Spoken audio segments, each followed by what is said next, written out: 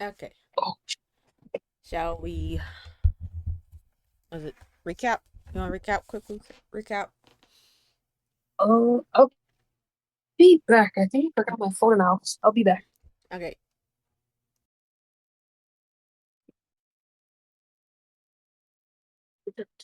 You're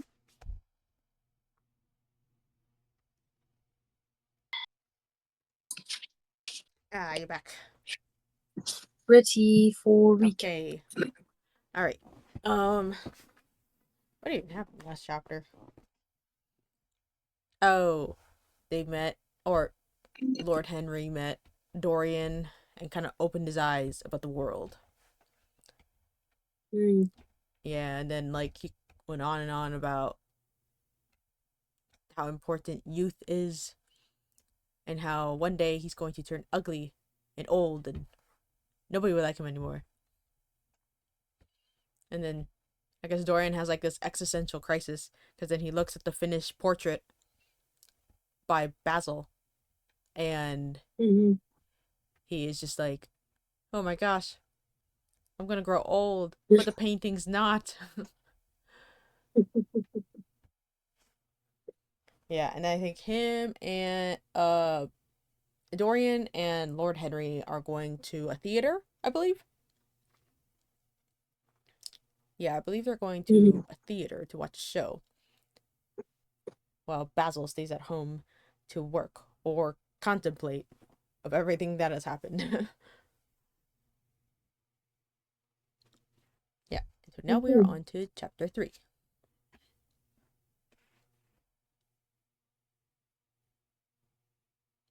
What?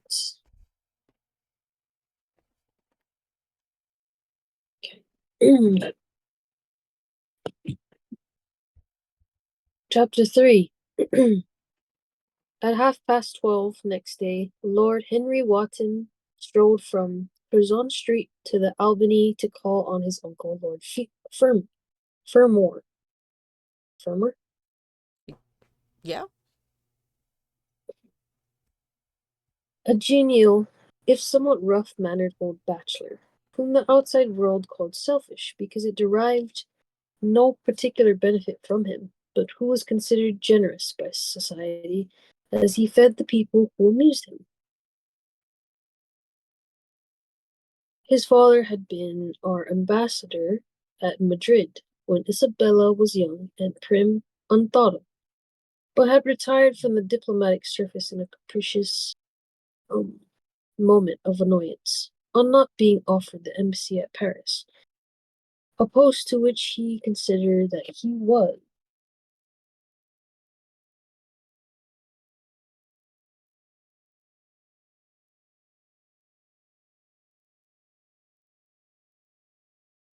fully entitled by reason of his birth, his indolence, the good English of his dispatches, and his inordinate passion for pleasure. The son who had been his father's secretary had resigned along with his chief, somewhat foolishly was thought was thought at the time,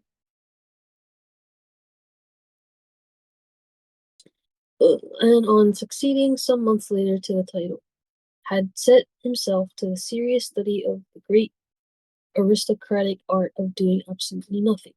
He had two large townhouses, but preferred to live in chambers as it was less trouble, and took most of his meals at his club. He paid some attention to the management of his collieries in Midland counties, excusing himself for this taint of industry on the ground that the one advantage of having coal was that it enabled a gentleman to afford the decency of burning wood on his own hearth. In politics, he was a Tory, except when the Tories were in the office, during which period he roundly abused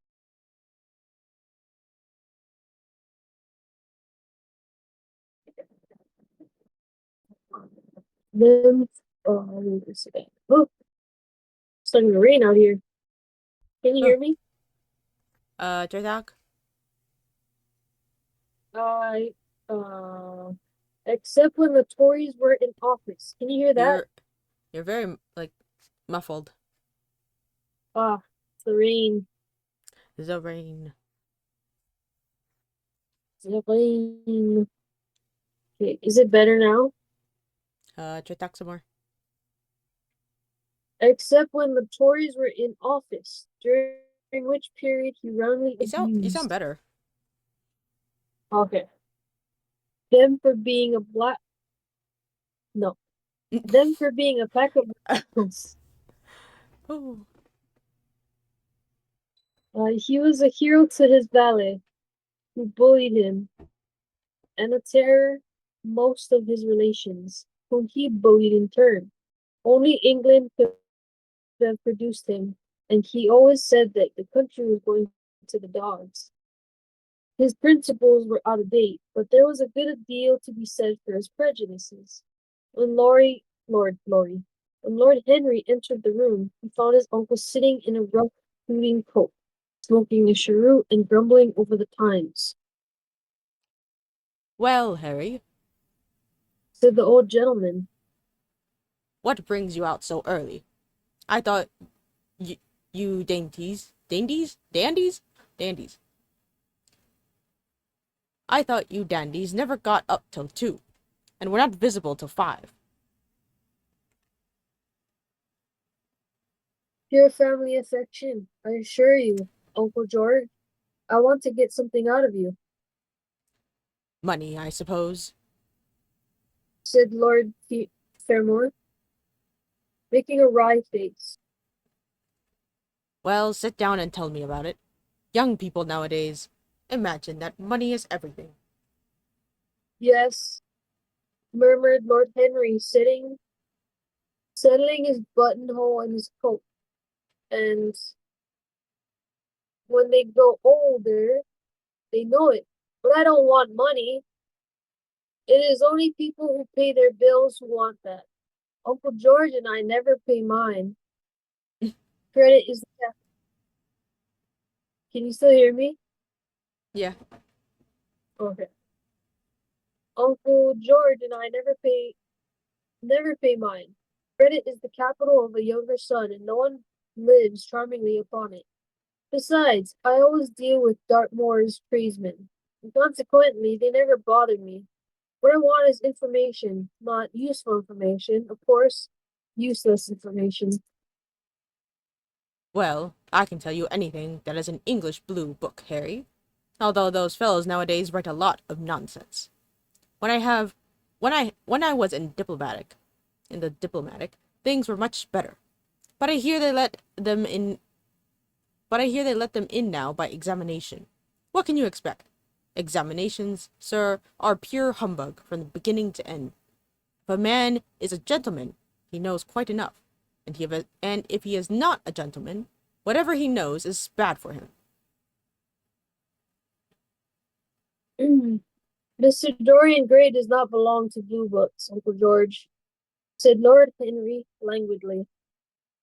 Mr. Dorian Gray? Who is he? Asked Lord Fairmore, knitting his bushy white eyebrows. That is what I have come to learn, Uncle George. Or rather, I know who he is. He is the last Lord Kelso's grandson. His mother was a Devereux, Lady Margaret Devereux. I want you to tell me about his mother. What was she like? Did she marry? You have known nearly everybody in your time, so you might have known her. I am very much interested in Mr. Gray at present. I have only just met Kelso's him. grandson?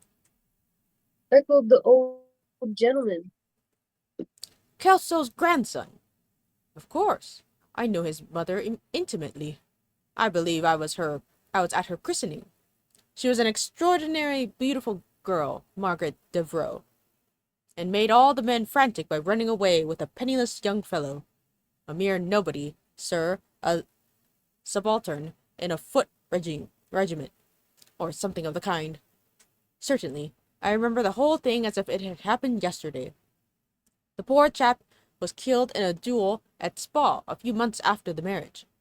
There was an ugly story about it. They said Kelso got some rascally adventure, some Belgian brute, to insult his son-in-law in public. paid him, sir, to do it. Paid him. And that fellow spitted his man as if he had been a pigeon. The thing was hushed up, but egad, Kelso ate his chop alone at the club for some time afterwards. He brought his daughter back with him, I was told, and she never spoke to him again. Oh yes, it was a bad business. The girl died too. Died within a year. So she left a son, did she? I had forgotten that. What sort of boy is he? If he is like his mother, he must be a good-looking chap. He is very good looking. Assented Lord Henry. I hope he will fall into proper hands.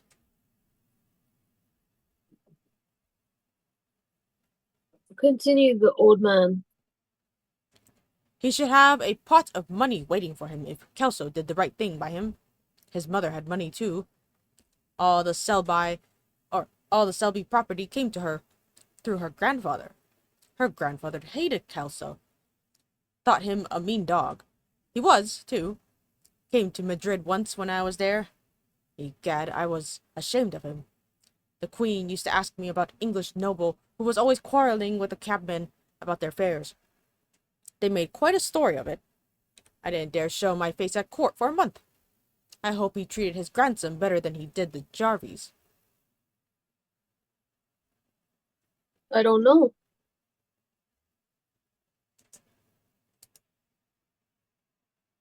Answered Lord Henry. I fancy that the boy will be well off. He is not of age yet. He has Selby, I know. He told me so, and his mother was very beautiful.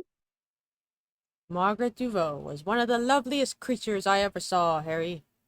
What on earth induced her to behave as she did, I could never understand. She could have married anybody she chose. Carlington was mad after her. She was romantic, though. All the women of that family were. The men were a poor lot, but egad, the women were wonderful.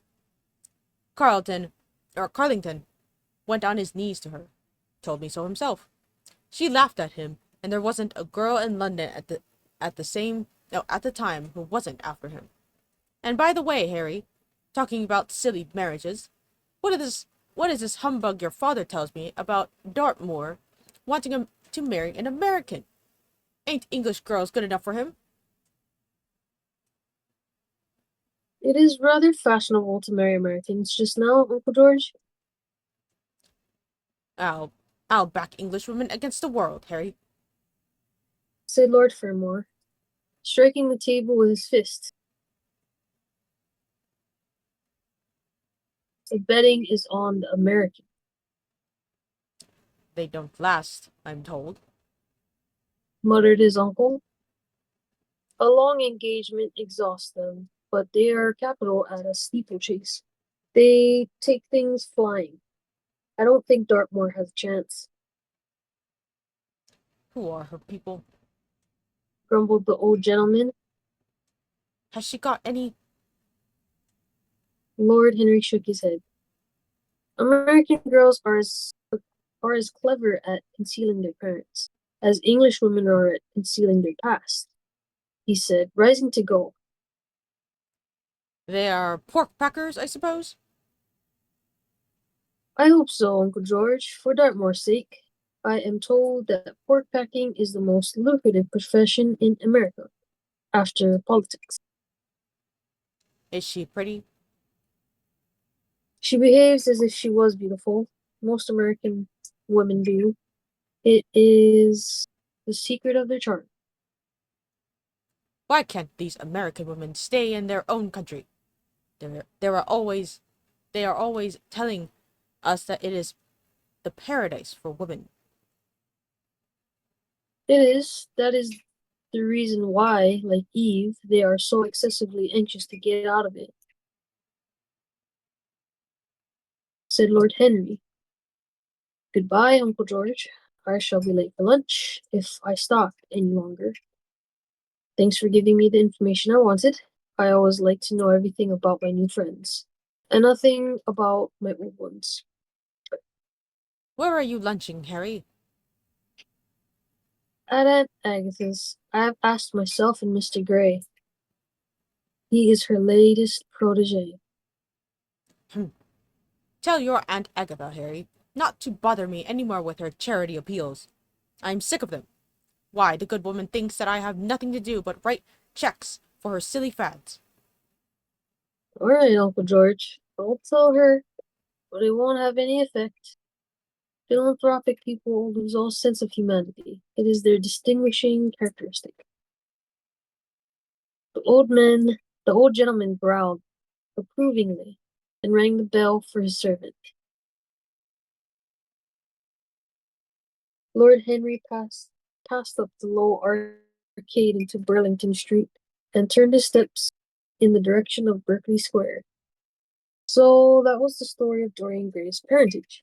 Crudely, as it had been told to him, it had yet stirred him by its suggestion of a strange, almost modern romance. A beautiful woman risking everything for mad passion. A few wild weeks of happiness cut short by hideous, a hideous, treacherous crime. Months of voiceless agony, and then a child born in pain. The mother snatched away by death, the boy left to solitude, and the tyranny of an old and loveless man. Yes, it is an interesting background. It posed the lad, made him more perfect, as it were. Behind every exquisite thing that existed, there was something tragic. The world had to be in travail that the meanest flower might blow.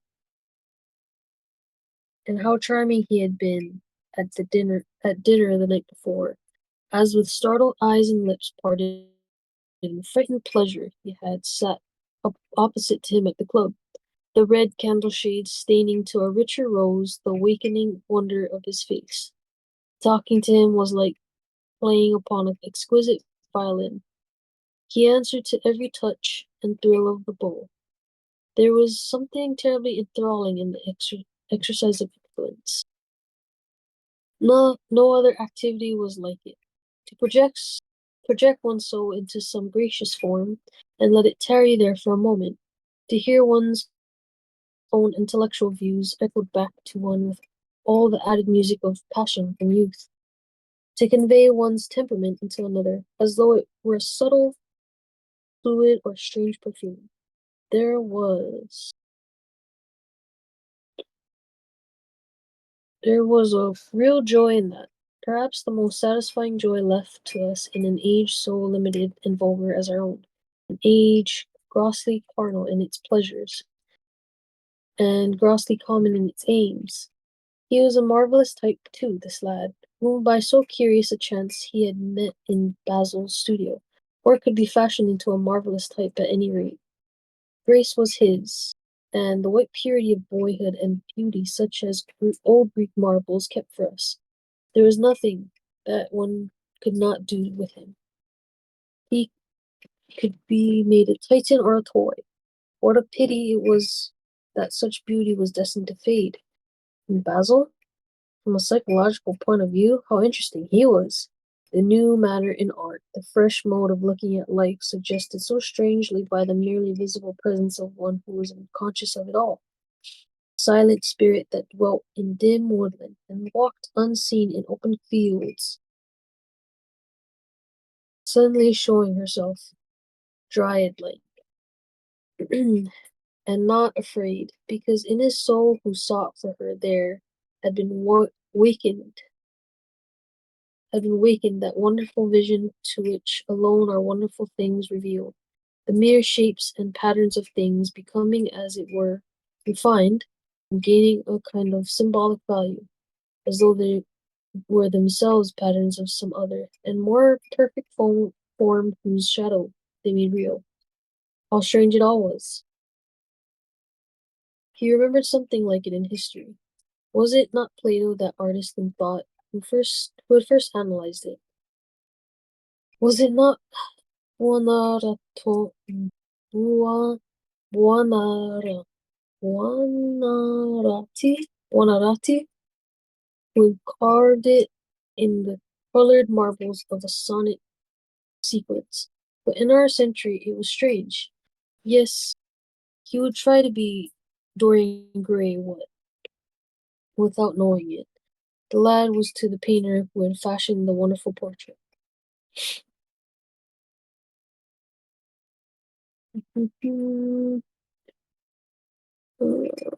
He would seek to dominate him, and already indeed hath done so.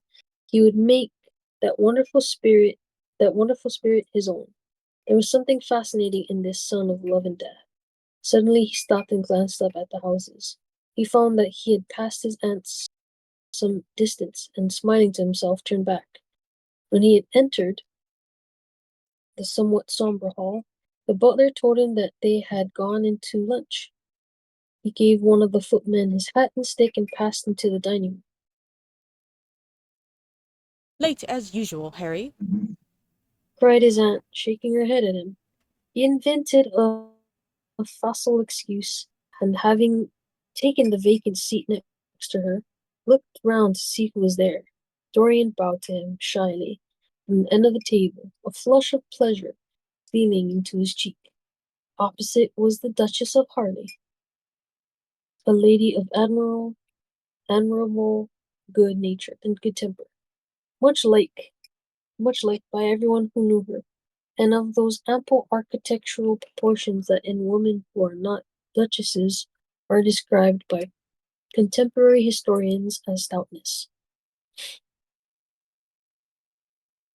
Next to her sat on her right Sir Thomas Burton, a radical member of Parliament who followed his leader in public life and in private life, followed the best cooks, dining with the Tories and thinking with the Liberals in accordance with a wise and well-known rule. The Poust. Faust. Oh, it's got that British accent going. Ah, the Faust. Oh, the post on her left was occupied by Mr. Erskine. Oh, Post on her left was occupied by Mr.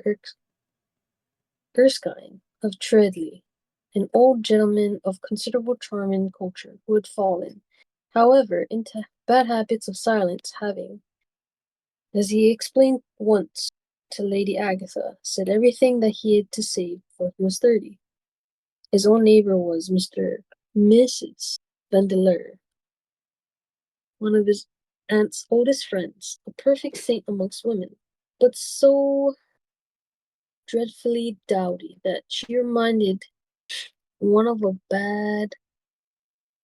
badly bound hymn book.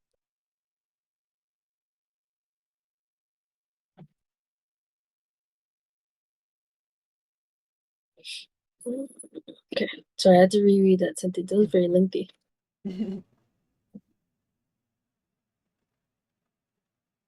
Fortunately for him, she had on the other side Lord Faldo, a most intelligent middle-aged mediocrity, as bald as a ministerial statement in the House of Commons, with whom she was conversing in that intensely earnest manner which is the one unpardonable error, as he remarked once himself, that all really good people fall into, and from which none of them ever quite escape. we are talking about poor Dartmoor, Lord Henry. Cried the Duchess, nodding pleasantly to him across the table. Do you think he will really marry this fascinating young person?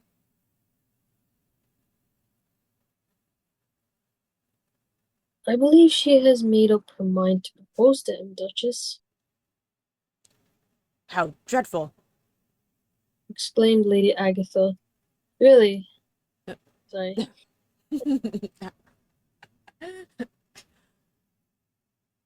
Really, someone should interfere. I am told on excellent authority that her father keeps an American dry goods store, said Sir Thomas Burden, looking supercilious, looking supercilious. Yeah. Uh, my uncle has already suggested pork packing, Sir Thomas. The dry goods? What are American dry goods? Asked the Duchess, raising her large hands in wonder and accentuating the verb. American novels, answered Lord Henry, helping himself to some quail. The Duchess looked puzzled, Don't mind him, my dear. whispered Lady Agatha. He never means anything he says.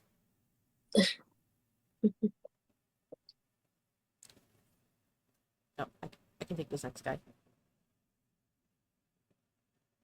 When America was discovered,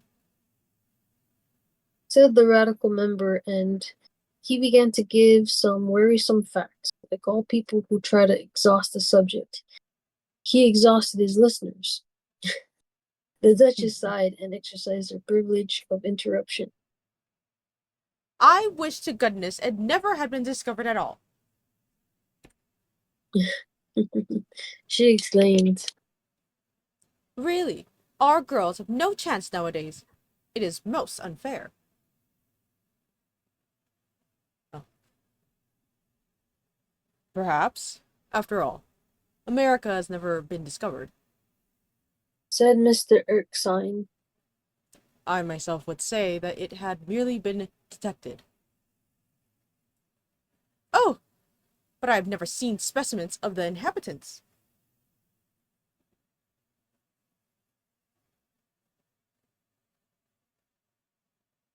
Answered the Duchess vaguely.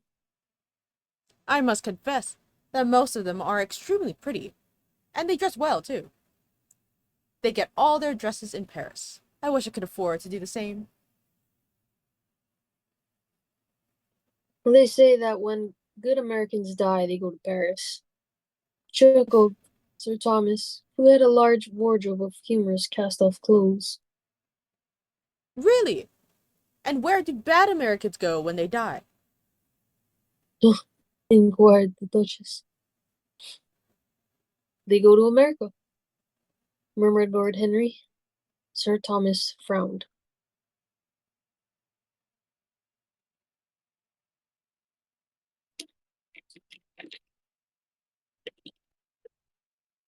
Oh, this is my part two, I forgot. Yeah. I am afraid that your nephew is prejudiced against that great country, he said to Lady Agatha. I have travelled all over it in cars provided by the directors, who in such matters are extremely civil. I assure you that it is an education to visit it. But must we really see Chicago in order to be educated?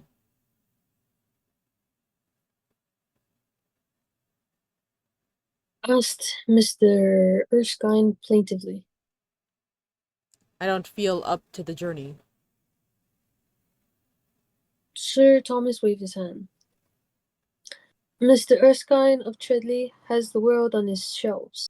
We practical men like to see things, not to read about them. The Americans are an extremely interesting people. They are absolutely reasonable. I think that it is their distinguishing characteristic. Yes, Mr. Erskine, an absolutely reasonable people. I assure you there is no nonsense about the Americans. How dreadful, cried Lord Henry. I can stand brute force, but brute reason is quite unbearable. There is something unfair about its use. It is hitting below the intellect.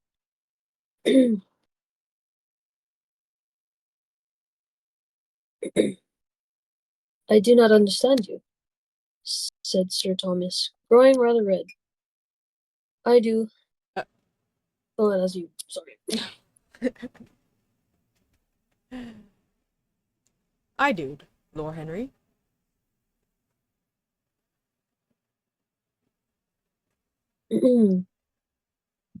Murmured Erskine with a smile. Paradoxes are all very well in their way. Rejoined the baronet. Oh. What is a paradox?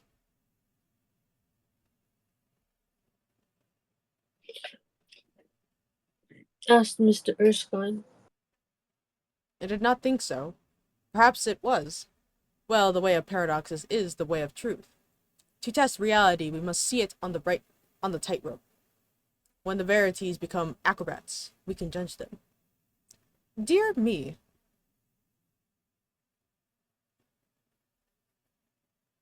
Said Lady Agatha. how you men argue! I'm sure I never can make out what you are talking about. Oh, Harry, I'm quite vexed with you. Why do you try to persuade our nice Mr. Dorian Gray to give up the East End? I assure you he would be quite invaluable. They would love his playing.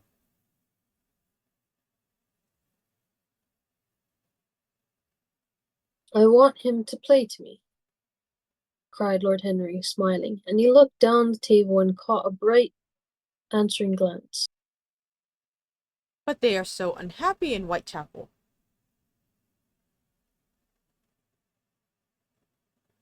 I can sympathize with everything except suffering, said Lord Henry, shrugging his shoulder. I cannot sympathize with that. It is too ugly, too horrible, too distressing. There is something terribly morbid in the modern sympathy with pain. One should sympathize with the color, the beauty, the joy of life. The less said about life's sores, the better.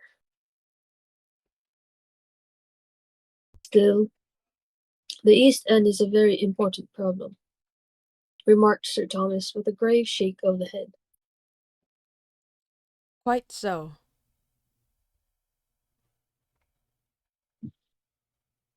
Answered the young lord. It is the problem of slavery, and we try to solve it by amusing the slaves. The politician looked at him keenly. What changes do you propose, then? He asked. Lord Henry laughed.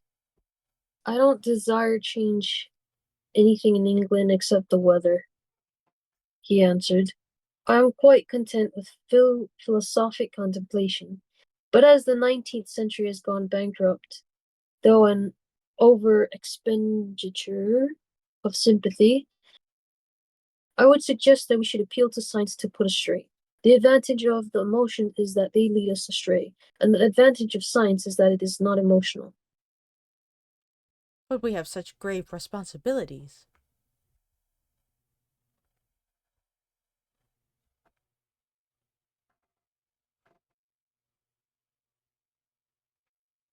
Ventured Mrs. Vandeleur timidly. Terribly grave. Echoed Lady Agatha. Lord Henry looked over at Mr. Erskine. Humanity takes itself too seriously. It is the world's original sin.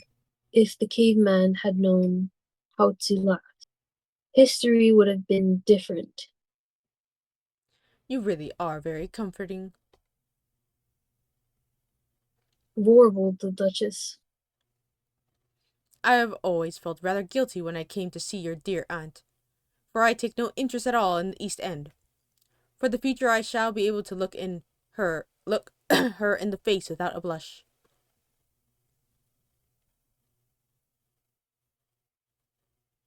A blush is very becoming, Duchess, remarked Lord Henry. Only when one is young. She answered. When an old woman like myself blushes, it is a very bad sign. Ah, Lord Henry, I wish you could tell me how to become young again. He thought for a moment. Can you remember any great error that you committed in your early days, Duchess? He asked, looking at her across the table. A great many, I fear. She cried. Then commit them over again, he said gravely. To get back one's youth, one merely has to repeat one's follies, A delightful theory. she exclaimed. I must put it into practice. A dangerous theory, came from Sir Thomas's tight lips. Lady Agatha shook her head, but could not help being amused. Mr. Erskine listened. Yes, he continued, that is one of the great secrets of life. Nowadays, most people die of a sort of creeping common sense and discover when it is too late that the only things one never regrets are one's mistakes. Sorry, I have to pause real quick. Okay. We are almost finished. Woo.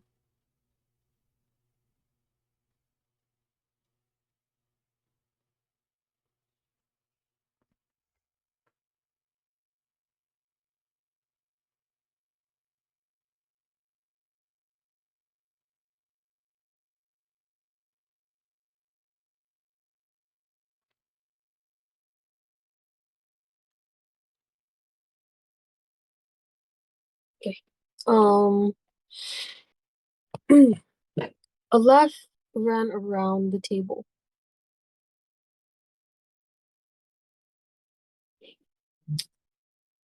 He played with the idea and grew willful, tossed it into the air and transformed it.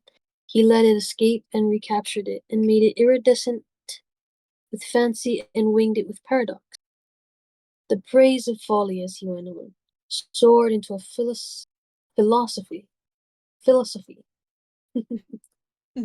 philosophy, and philosophy herself became young. And catching the mad music of pleasure, wearing one might fancy her wine-stained robe and wreath of ivy, danced like a bacchante over the hills of life, and mocked the slow Silenus for being sober. Facts fled before her like frightened forest things. Her white feet trod the huge press at which wise Omar sits, till the seething grape juice rose round her bare limbs in waves of purple bubbles, or crawled in red foam over the vat's back, dripping, slopping sides. It was an extraordinary improvisation. He felt that the eyes of Dorian Gray were fixed on him, and the consciousness that amongst his audience there was one whose temperament he wished to fascinate seemed to give his wit keenness and to lend color to his imagination. He was brilliant, fantastic, irresponsible. He charmed his listeners out of themselves, and they followed his pipe, laughing. Dorian Gray never took his gaze off of him, but sat like one under a spell, smiles chasing each other over his lips, and wonder growing grave in his darkening eyes. At last, liveried in the costume of the age, reality entered the room of the shape of a servant to tell the Duchess that her carriage was waiting.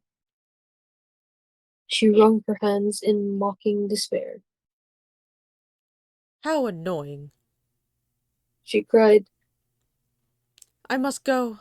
I have to call for my husband at the club and take him to some absurd meeting at Willis's rooms, where he is going to be in a chair.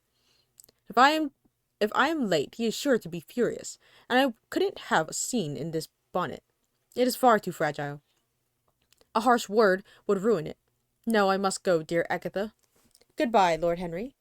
You are quite delightful and dreadfully demoralizing. I am sure you don't know what to say about your views. You must come and dine with us some night. Tuesday? Are you disengaged Tuesday?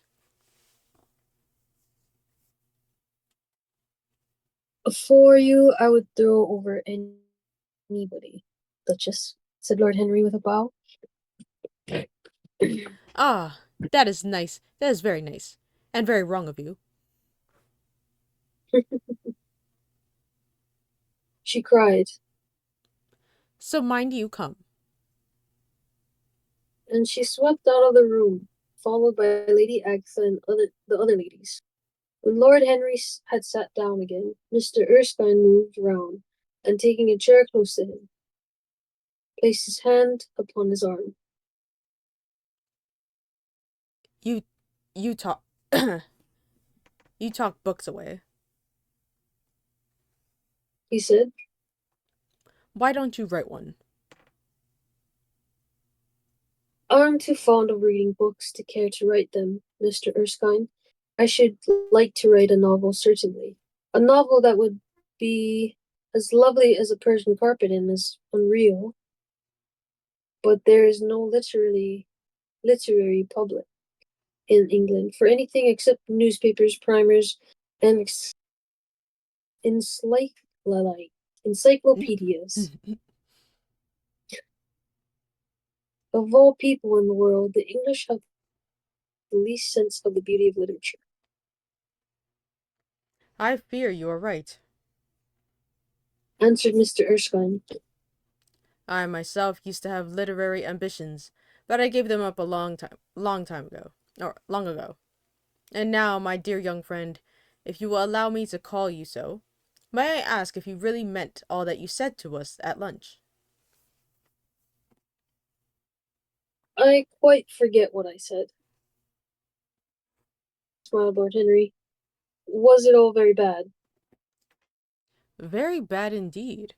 In fact, I consider you extremely dangerous, and if anything happens to our good Duchess, we shall all on you as being primarily responsible. But I should like to talk to you about life. The generation into which I was born was tedious. Some day, when you are tired of London, come down to Treadley and expound to me your philosophy of pleasure over some admirable Burgundy I am fortunate enough to possess. I shall be charmed. A visit to Treadley would be a great privilege. It has a perfect host and a perfect library, You will complete it. answered the old gentleman with a courteous bow. And now I must bid goodbye to your excellent aunt. I am due in A- Athenaeum? Athenaeum? I think so. Athenaeum. Yeah. Athenaeum? I, yeah, Athenaeum? Yeah. I am due at the Athenaeum. It is the hour when we sleep there.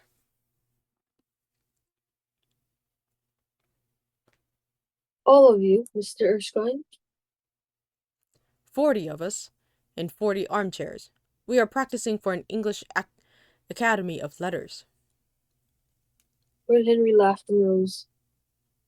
I am going to the park, he cried. As he was passing out of the door, Dorian Gray touched him on the arm. Let me come with you. He murmured. But I thought you had promised Basil Howard to go and see him, answered Lord Henry. I would sooner come with you, yes. I feel I must come with you.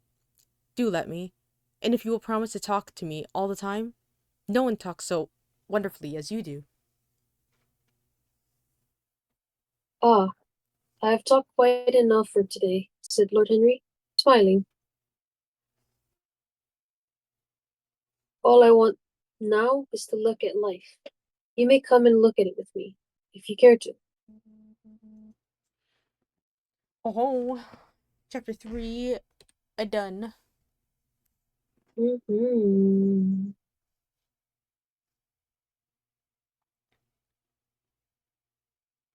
Henry's a strange guy. Very is we.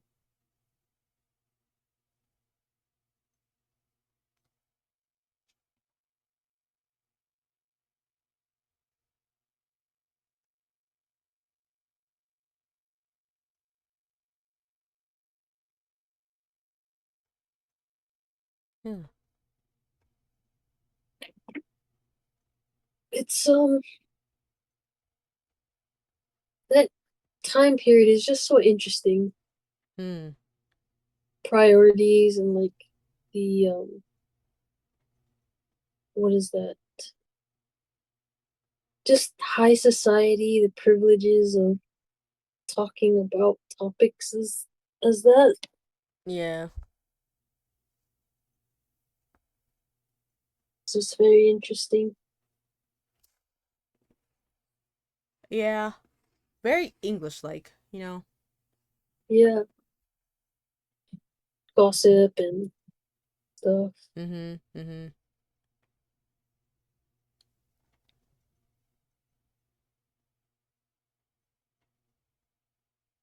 Mm. Sometimes the sentences are so lengthy that I get distracted or I'll lose my Yeah. place. So like, Yeah. Yeah. Yeah. The reading is like kind of similar to Frankenstein, where it's like very old timing, I guess, like old timey, old English and whatnot. hmm Makes it difficult to grasp the sentences, but also some of the sentences are just extremely long. yeah.